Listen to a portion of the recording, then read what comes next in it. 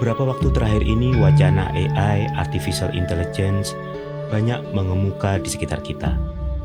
Walau ini bukan topik baru, tapi adanya aplikasi ChatGPT seolah menyentak kita bahwa AI yang dalam benak kita masih impian film Hollywood ternyata sudah ada di depan mata. Perkembangan saat ini AI sudah bisa berpikir dan kemudian menuangkan pikirannya dalam bentuk bahasa. Bahkan secara teknologi sudah memungkinkan kita mentransfer, mengcopy isi memori kita, isi otak kita ke dalam komputer.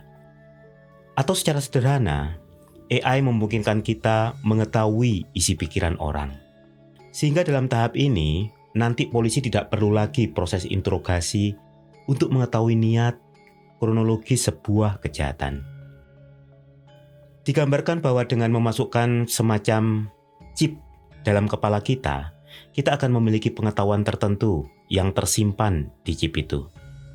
Jadi secara singkat sebagai manusia, kemampuan otak kita bisa di-upgrade seperti halnya Anda menambahkan memori ke HP Anda untuk menambah daya simpan dan daya kerja handphone. Di sisi lain, kemajuan di bidang bioteknologi saat ini, kita sudah bisa melakukan berbagai hal yang sebelumnya hanya fiksi. Transplantasi organ tubuh manusia, membuat kaki palsu dengan dilengkapi AI, sehingga kita tidak bisa membedakan gerakan kaki palsu atau kaki asli. Nah, berikutnya, kemajuan artificial intelligence, bioteknologi, dan neuroscience ini memungkinkan manusia membuat robot dengan tubuh yang sama seperti manusia. Bukan dari besi dan kabel, tetapi dari daging dan kulit. Sehingga secara fisik kita tidak bisa membedakan apakah dia manusia asli atau robot. Dan dengan kemajuan neuroscience, dia bisa berpikir, bisa belajar, bisa mengambil pelajaran dari pengalaman, yang artinya dari waktu ke waktu menjadi lebih pandai. Mereka juga bisa menyesuaikan diri dan memiliki kemampuan otak, memori yang berkali-kali lipat dari manusia jenius. Di titik ini seolah manusia sudah menciptakan manusia dengan kemampuan yang super. Karena di DNA-nya pun sudah dimodifikasi mengambil kehebatan dari setiap ras yang ada. Dengan berbagai gambaran seperti itu, maka berbagai pihak menjadi gusar. Seperti tersentak. Ada yang nadanya sangat skeptis, ada yang menduga bahwa ini menjadi awal dari akhir sebuah era. Punahnya Homo sapiens, punahnya manusia, dan makhluk bumi akan mengalami evolusi yang besar. Tapi ada juga pandangan yang lebih positif, bahwa itu membuka berbagai kemungkinan-kemungkinan di masa depan. Di samping itu, ada juga pandangan yang menafikan bahwa hal itu sama sekali tidak mungkin, hanya fata morgana belaka. Pembicaraan itu adalah pembicaraan tingkat tinggi yang melibatkan para ilmuwan, filosof, dan ahli neuroscience, dan saya bukan salah satu dari mereka itu. Saya masih tetap seorang arsitek, pekerja arsitektur. Tapi kemudian pembicaraan terkait AI ini juga menyasar pada bidang-bidang yang lebih khusus, termasuk diantaranya bidang arsitektur. Maka berbagai ahli dari seluruh dunia bicara terkait AI ini dan hubungannya dengan nasib profesi arsitek. Bagaimana prediksi kemampuan AI di bidang arsitektur dalam jangka menengah dan jangka panjang? Apakah peran arsitek akan segera diganti oleh AI? Berapa lama waktu yang kita miliki bila hal tersebut memang akan terjadi? Berbagai artikel, buku, talkshow membahas pertanyaan-pertanyaan itu. Tapi bila kita perhatikan, memang para ahli itu tidak satu kata dalam hal ini. Berbagai pendapat dikemukakan baik yang bernada pesimis, optimis, maupun yang lebih berhati-hati. Kita di sini tidak hendak menyampaikan prediksi, ramalan, forecast terkait hal tersebut.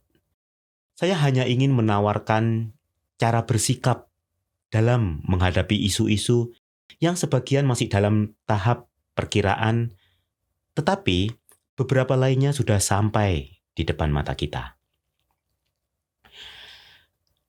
AI sebetulnya saat ini sudah ada di sekitar kita, dalam bentuk yang barangkali belum sesophisticated yang kita bayangkan. Ketika Anda akses YouTube seperti sekarang ini, maka nanti YouTube akan mencatat aktivitas Anda itu dan selanjutnya akan merekomendasikan tayangan-tayangan sejenis berdasarkan tayangan yang Anda lihat, berdasarkan algoritma tertentu. Itu berarti sudah menyangkup area AI. Demikian juga ketika Anda memakai Google Maps. Anda mengetik suatu alamat dan Google akan merekomendasikan jalur tercepat yang bisa Anda tempuh berdasarkan alat transportasi yang Anda pakai. Mereka, AI, menentukan itu berdasarkan suatu model, algoritma, dan dari data dari berbagai sumber untuk kemudian membuat saran, rekomendasi untuk jalur yang bisa Anda pilih. Itu juga AI. Artinya komputer ini mengolah data dan mampu membuat kesimpulan dari data-data yang ada. Dengan demikian, AI sebetulnya sudah ada di sekitar kita. Dan sedikit banyak kita sendiri sudah memanfaatkannya. Jadi dengan demikian, AI adalah keniscayaan. Tetapi tetap saja, saya kira wajar bila ada kegundahan atau bahkan ketakutan dari sementara kita menghadapi hal itu.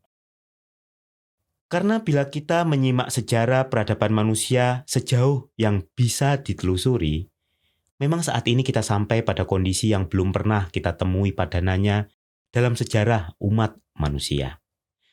Maksud saya, akselerasi kemajuan teknologi yang kita temui hari ini lebih cepat, revolusioner, lebih cenderung sebagai lompatan, bukan lagi evolusi. Perpindahan dari manusia pejalan kaki dan kemudian menggunakan hewan untuk transportasi butuh waktu sekian ribu tahun. Kita waktu itu menggunakan kuda, keledai, gajah, onta, dan sebagainya. Dari pemanfaatan hewan, kemudian berkembang kendaraan beroda. Juga butuh waktu yang lama perubahannya. Demikian juga dari kendaraan beroda ke kendaraan bermesin, itu juga butuh ribuan tahun. Sekarang, bukan hanya kendaraan beroda, bahkan sudah tidak butuh roda lagi karena kendaraan sudah bisa terbang. Hal yang tidak berani diimpikan oleh nenek moyang kita, manusia. Saat ini perkembangan teknologi dari yang satu ke berikutnya tidak lagi butuh ribuan tahun. Sekarang segalanya menjadi lebih cepat. Di dunia arsitektur, kita mengalami evolusi praktek kerja mulai menggambar di atas tanah misalnya, kemudian berubah di atas batu, kulit binatang, kemudian kertas. Itu berlangsung dalam waktu yang sangat lama. Dan beberapa saat yang belum lama, kita dikenalkan dengan CAD, Computer Aided Design.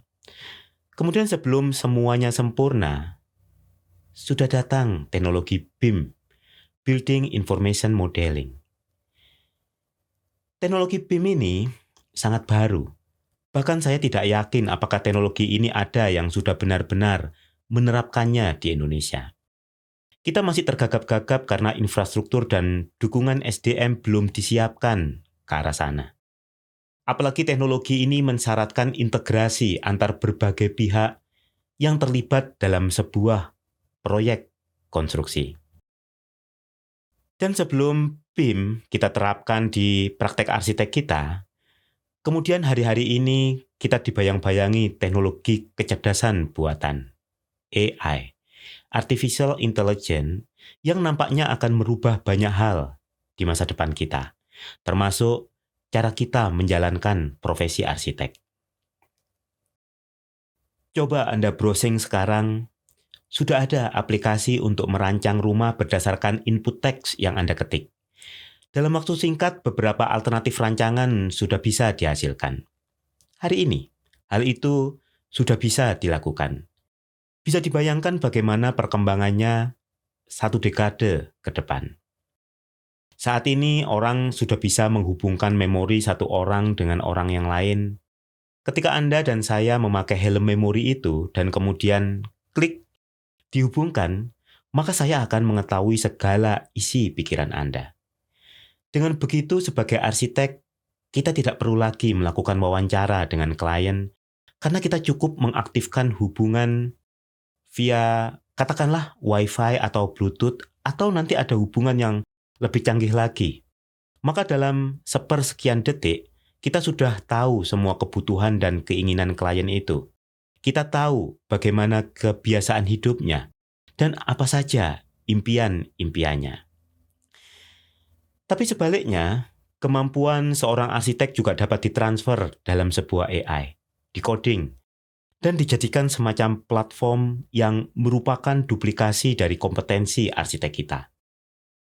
Dengan begitu, orang yang hendak merancang sebuah rumah, mereka tinggal menghubungkan isi kepalanya kepada AI, dan AI akan merancang sebuah rumah sesuai dengan impian sang klien. Dan itu tidak perlu hitungan bulan, minggu, atau hari, melainkan hanya dalam hitungan detik. Gambar detail rancangan langsung bisa dicetak. Atau dengan printer 3D, rancangan itu bisa diwujudkan di alam nyata dengan mesin. Nah, terus bagaimana nasib profesi arsitek bila bayangan seperti itu terjadi? Oke, bagi sementara kita, memang bayangan itu mengerikan. Dan melihat laju kecepatan teknologi hari ini, hal itu tidak butuh waktu lama lagi untuk bisa terwujud. Apakah sebetulnya memang kita memerlukan kecepatan teknologi seperti itu? Maksud saya, dengan perkembangan sekarang CAD dan kemudian BIM dan hari ini kemudian kita dikenalkan dengan AI, apakah akselerasi teknologi yang seperti itu kita butuhkan? Terus terang, kalau secara pribadi, bagi saya, tidak. Seharusnya kita tidak perlu terlalu menggebu-gebu. Pertama, karena seringkali perkembangan teknologi didasari sikap ingin mengalahkan yang lain. Mengapa sebetulnya manusia menciptakan teknologi? Pada dasarnya teknologi tentu saja diciptakan untuk menyelesaikan persoalan hidup manusia. Dalam hal ini, tentu itu positif. Tetapi kemudian ada penumpang gelap dalam perkembangan teknologi itu, yakni nafsu, keserakahan, ambisi, dan kompetisi di antara manusia. Kedua, kecepatan perkembangan teknologi tidak sama dengan kecepatan adopsi teknologi. Coba ingat, bagaimana kita dulu tergopoh-gopoh mengadopsi CAD dalam proses pekerjaan arsitek. Lama sekali baru bisa diimplementasikan. Dan sebelum implementasi itu sampai pada tahap sempurna, datanglah teknologi baru yang lebih canggih. Hari ini, saat ini, teknologi termutakhir yang coba kita terapkan dalam dunia praktek arsitek adalah BIM. Teknologi canggih seperti BIM pun, menurut saya saat ini, belumlah ada yang menerapkan dengan benar. Kecuali hanya berupa jargon marketing dan kebanggaan semu untuk mendapat penghargaan. Sehingga penerapan teknologi berikutnya, katakanlah AI, dalam ranah arsitektur tentu juga butuh waktu yang lebih lama. Ketiga, kenapa penerapan teknologi tidak perlu terburu-buru?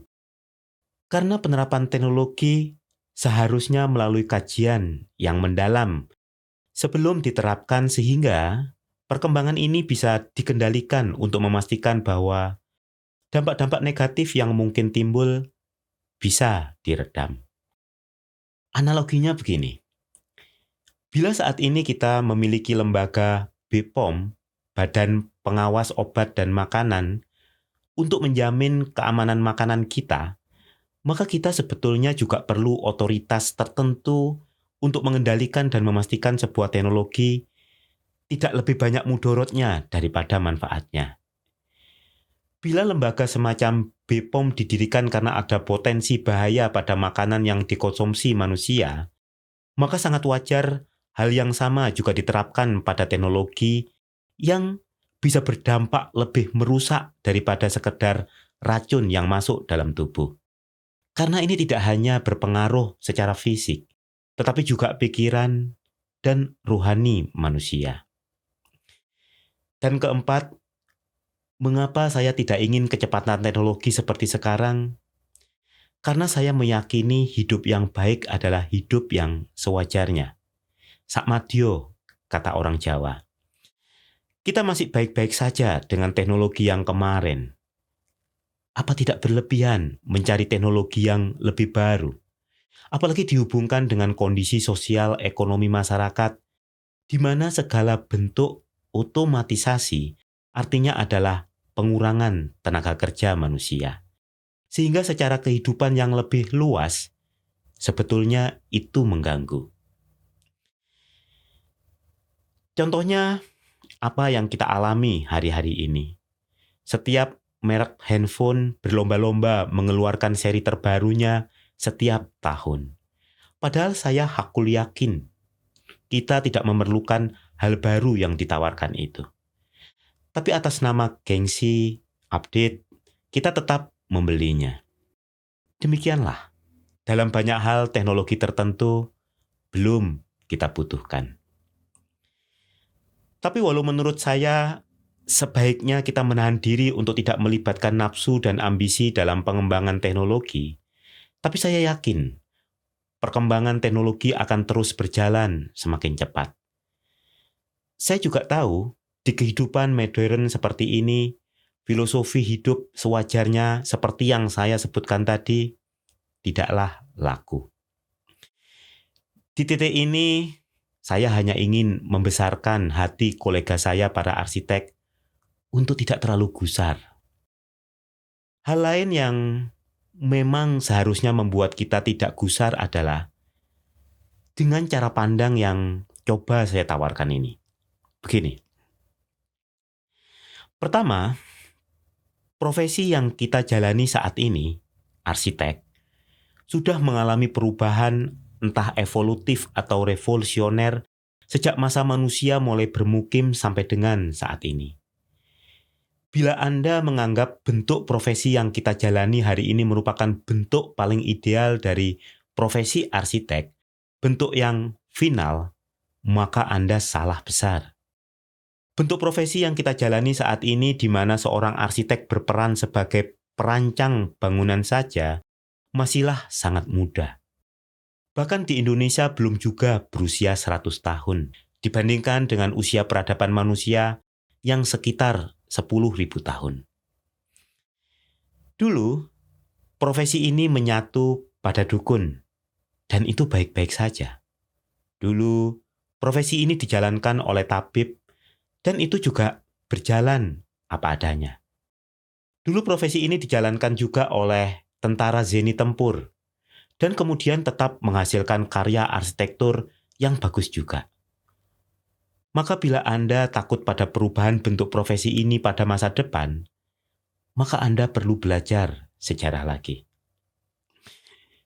Bahkan, dalam waktu 5 tahun ini saja, pengaturan profesi arsitek di negeri kita ini juga selalu berubah-ubah.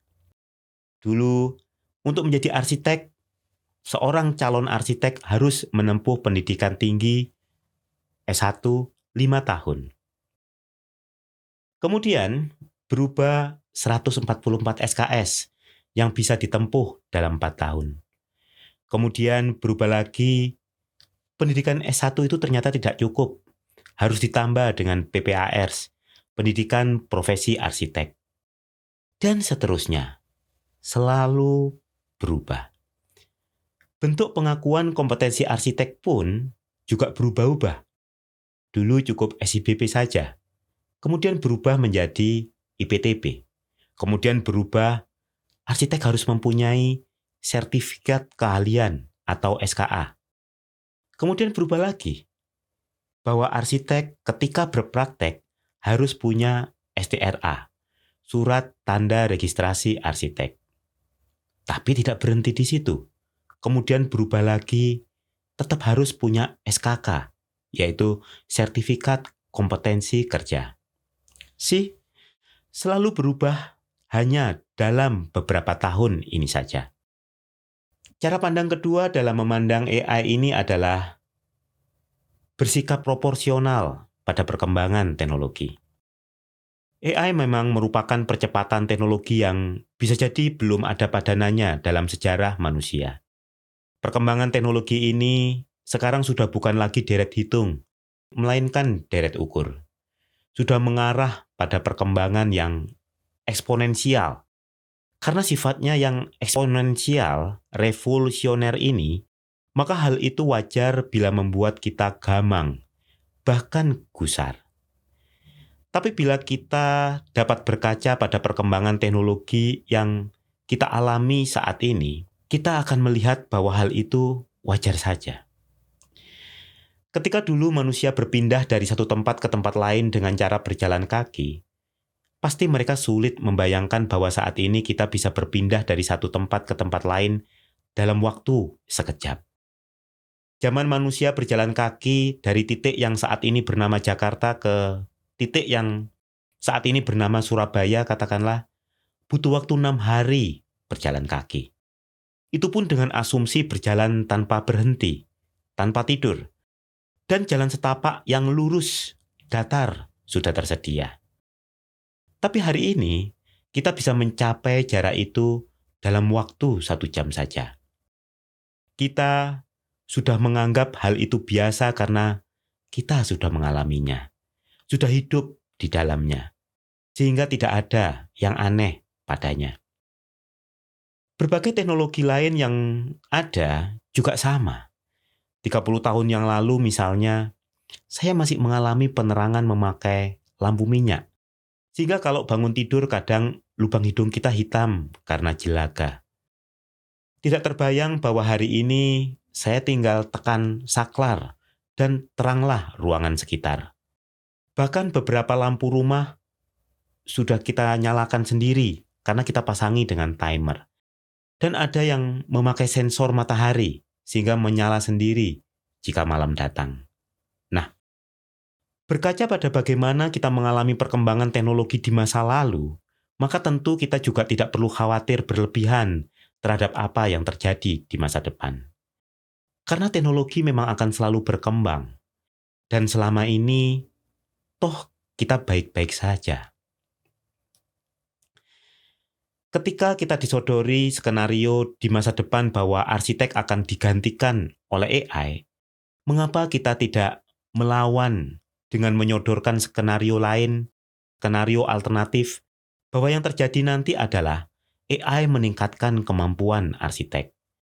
Termasuk misalnya seorang arsitek nantinya bisa bekerja sendiri untuk sebuah proyek yang lebih besar, karena dalam banyak hal dia dibantu berbagai teknologi canggih dengan dukungan AI. Jadi cara pandang kedua yang saya tawarkan adalah bersikap sewajarnya terhadap perkembangan AI. Bukan paranoid, tapi juga bukan menyepelekan. Takut berlebihan hanya berdasar asumsi perkembangan AI di masa depan adalah kedunguan, tapi meremehkan sama sekali, mengabaikan keberadaannya adalah sikap yang naif. Bukan menentang, tetapi juga tidak menerima tanpa adanya sikap kritis bagaimana menyikapinya. Ketika dulu kita ngerik kalkir untuk mengoreksi gambar, kita hari ini tinggal mengoreksi kesalahan itu di layar komputer sebelum dicetak. Itu menghemat sekali waktu kita sebagai arsitek di hari ini. Jadi bila nanti datang AI yang memudahkan pekerjaan kita semacam itu, saya kira kita tetap akan baik-baik saja. Hal ketiga, bahwa AI akan menemukan generasinya sendiri. Jadi yakinlah, nanti bila teknologi itu benar-benar datang, teknologi itu akan mature di generasi setelah kita. Jadi bila kita sekarang khawatir, itu karena kita datang dari generasi yang sebelumnya. Eyang atau bapak kita tidak bisa mengoperasikan Android, tapi kita menggunakan itu sehari-hari seperti halnya mereka dulu terampil menggunakan golok untuk berbagai keperluan. Kegamangan sebuah generasi akan kemajuan teknologi adalah hal yang wajar. Seperti halnya generasi dosen saya tidak familiar dengan CAD, beliau-beliau melarang menggunakan komputer untuk menggambar pada masa kuliah karena khawatir anak didiknya tidak mampu menguasai kemampuan sketsa tangan. Saya mengalami itu. Tugas akhir yang saya buat menggunakan 3D Max waktu itu tidak boleh ditampilkan di sidang tugas akhir. Di periode angkatan saya menjadi dosen, penggunaan komputer untuk tugas kuliah sudah menjadi biasa. Kita hanya perlu memastikan bahwa tugas yang dibuat mahasiswa bukanlah hasil plagiat. Dan ada sekian aplikasi atau software untuk mengecek hal itu. Saat ini, tiba-tiba muncul ChatGPT, yang dengan teknologi AI itu, orang sangat mudah membuat tugas sekolah, skripsi, tesis, dan jurnal ilmiah. Bahkan juga membuat hal baru sehingga bukan merupakan karya plagiarisme. Dan karenanya, kemudian kita gamang. Khawatir AI pada akhirnya akan menggantikan peran arsitek. Hal keempat adalah, percayalah, AI tidak akan bisa menggantikan manusia. Secanggih apapun AI, tetap saja merupakan model yang dikembangkan manusia. Tidak akan bisa membuat, berbuat, dan berpikir di luar jangkauan manusia pembuatnya. Bisa saja dia menjadi lebih pintar dalam arti memiliki banyak pengetahuan, bisa belajar, dan kemudian kemampuannya mengolah data serta membuat kesimpulan membuat dia lebih cepat untuk memutuskan beberapa hal. Tetapi semua itu tetap bersumber dari olah pikir manusia pembuatnya, dan tidak bisa di luar itu. Salah satu kekhasan manusia adalah tidak bisa diprediksi. Dia bisa berkembang ke arah yang tidak disangka-sangka. Dia unik dan beragam. Bukan hanya beragam dari satu manusia ke manusia yang lainnya, tetapi satu individu juga bisa berubah dari satu waktu ke waktu yang lain. Dan AI karena dibuat oleh manusia, secanggih apapun yang dibuat manusia, tetap itu dibuat berdasarkan pengetahuan manusia tentang manusia. Dan ilmu tentang manusia ini tidak terbatas. Maka AI juga tidak akan mencapai kehebatan manusia yang tidak terbatas itu. Apa manusia sudah tahu bagaimana dia kok bisa hidup? Ada yang sudah bisa menjelaskan posisi ruh dalam diri manusia? Bisakah AI memiliki etik, value, atau nilai-nilai keluhuran? Secara pengetahuan, ilmu etika akan bisa mereka terangkan dengan lancar. Segala pemikiran filsafat akan diterangkan, mulai Sokrates sampai dengan Nietzsche. Tapi apakah mereka akan memiliki segala nilai itu pada dirinya? Artinya apakah mereka memiliki kesadaran, awareness, seperti yang dimiliki manusia? AI tidak akan sampai pada posisi itu secanggih apapun nantinya. Dan cinta, apakah manusia sudah benar-benar paham tentang cinta dan kemudian membuat formula cinta dalam bentuk AI? Dan bagaimana dengan kemampuan manusia mengolah rohani dan kemudian mengalami ekstase religius? Barangkali ada coding yang bisa menggambarkan sisi indrawi dari religiusitas. Menyuruh robot sembahyang misalnya, menyuruh AI baca Al-Quran. Tapi bisakah dia sampai pada pemahaman religius itu, merasakan kedekatan dengan Tuhan. Hal lain, kelima yang perlu kita tawarkan adalah bahwa kita tidak harus menilai segala sesuatu dengan metode ilmiah, dengan peradaban barat, dengan pola pikir yang berpusat pada logika belaka. Dulu ketika SMP kita diajari tentang evolusi manusia. Saya waktu itu sempat bertanya pada guru, bagaimana hubungan Pithecanthropus erectus, Homo sapiens, dengan Adam sebagai manusia pertama yang diciptakan Tuhan? Apakah manusia-manusia prasejarah itu adalah keturunan Adam mengingat Adam adalah manusia pertama? Dan guru-guru saya menjawab, jangan campurkan agama dan ilmu pengetahuan. Padahal hal itu bisa dijawab dengan sederhana saja. Itu bisa disambungkan dengan mudah kok, baik dengan narasi bahwa Tuhan menciptakan manusia secara evolusi, atau dengan narasi bahwa makhluk-makhluk itu hanya mirip saja dengan manusia, seperti halnya simpanse, tapi bukan manusia. Apapun, jangan meletakkan seolah agama pasti tidak inline dengan sains. Demikian juga soal AI dan hubungannya dengan eksistensi Tuhan. Ini adalah cara pandang kelima yang saya tawarkan. Bagaimana kita menyikapi AI, yakni tetap menjadikan diri kita sebagai diri yang percaya bahwa ada Tuhan yang mengatur semua ini. Memang, segala macam spekulasi seperti yang diprediksi oleh para futurolog, ahli sejarah, filosof, dan ilmuwan, semua seolah mengharamkan membawa eksistensi Tuhan dalam kajian mereka ini. Tapi apa benar Tuhan merupakan penghalang bagi perkembangan sains dan teknologi? Benarkah bahwa kajian yang menyertakan Tuhan akan langsung dianggap tidak ilmiah? Dan saya heran juga di Indonesia yang merupakan negara para manusia Pancasilais, yang dengan demikian merupakan manusia religius, juga ikut paradigma itu. Kita merasa pembicaraan sains dan teknologi akan mandek begitu kita memasukkan Tuhan di dalamnya.